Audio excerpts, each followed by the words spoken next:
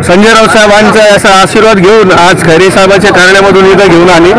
नेमकं आज आढावा काय निश्चित झालं? सर्वच पक्षाचे पदाधिकारी उपस्थित होते. काय नेमकं ठरलं आज? सर्वप्रथम मी महाविकास आघाडीच्या सर्व नेते, उदाहरणार्थ आमच्या नेत्या आदरणीय सोनिया गांधी, आदरणीय शरदचंद्रजी पवार, आदरणीय उद्धवसाहेब ठाकरे यांना धन्यवाद देतो. आणि महाविकास आघाडीमधले जे घटक पक्ष आहे इंडिया आघाडीमधले, मग ते आम आदमी पार्टी असेल, समाजवादी पार्टी असेल, या सगळ्यांच्या नेत्याचे, जनता दल असेल, या सगळ्या नेत्यांचे मी सर्वप्रथम आभार मानतो की माझ्यासारख्या एका कार्यकर्त्याला आपण लोकसभेमध्ये पाठवण्याची संधी उपलब्ध करून दिली. मराठवाड्यामध्ये एकूण किती आहे आघाडीचे तुमचे सीट लागते?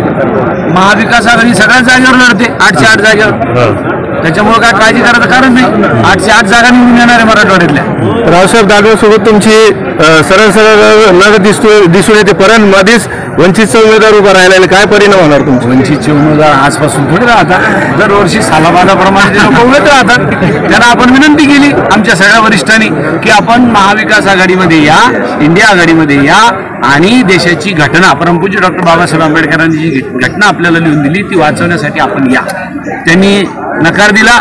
त्याच्यामुळे आता त्यांनी त्यांच्या आपल्या पक्षाचे उमेदवार आपल्याला उभं करण्याचा लोकशाहीमध्ये अधिकार आहे.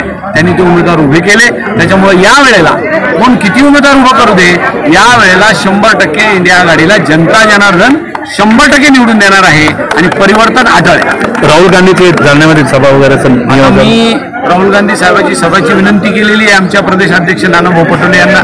ते वरिष्ठाला कळवतील आणि मग आम्हाला सभा देतील. उद्धव ठाकरे जालन्याला येणार आहे अशी तुम्ही चर्चा केली रावसाहेब दानवे? आदरणीय खासदार संजय राऊत साहेबांना विनंती केली की आदरणीय शिवसेना प्रमुख उद्धव बाळासाहेब ठाकरे यांना आपण माझ्या जालन्याच्या लोकसभा मतदारसंघामध्ये जालन्यात घेऊन या अशी विनंती केली. मी पण त्यांना विनंती करायला जाणार आहे, जाऊनही आलो एकदा. तर त्यांनी आम्हाला वेळ दिली तर निश्चित आम्हाला आनंद होईल. ते येतील आणि सभा घेतील. रावसाहेब दानवे म्हणतात माझ्याशिवाय कोणच जिंकून येऊ शकत नाही असं त्यांचं बोलणं. असं आत्ताच काल मोहन भागवत काल इथून येऊन गेले आणि आमच्या अवतारे साहेबांनी सांगितलं ज्याच्या मनामध्ये अहंकार नडला तो रावण सुद्धा या मागे हरला. रामायणामध्ये जे आपल्या समोर उदाहरण आहे. त्याच्यामुळं अहंकार आमच्या मनात कधीच नाही. ज्याच्या मनात अहंकार आहे त्याला एक दिवस घरी बसावलं. जरांगे पाटील सोबत चर्चा होणार आहे? जरांगे पाटलाची लढाई आहे ती समाजाला आरक्षण मिळवून देण्याची आहे. आणि आपण जी लढाई लढतोय ती लोकशाहीच्या संविधान वाचवण्याची, लोकशाहीला आपण म्हणतात ना संविधान वाचवण्याची लढाई आहे. आत्ताच भानुशे साहेबांनी मार्गदर्शन केलं की राहुल गांधी साहेबांनी सांगितलं की मी मराठा समाजाला आरक्षण देईल, संवैधानिक आरक्षण, की जिथं 50% मर्यादा आहे आरक्षणाची ती लोकसभेमध्ये आमचं सरकार आल्यावर वाढून देऊ आणि मराठा समाजासहित मग मुस्लिम असतील, धनगर असतील, ओबीसी असतील, सगळ्यांना आरक्षण देण्याची भूमिका राहुल गांधी साहेबांनी घेतलेली आहे. आणि म्हणून जरांगे साहेबांचा जो अजेंडा आहे तो आमचा अजेंडा आहे. ठीक आहे.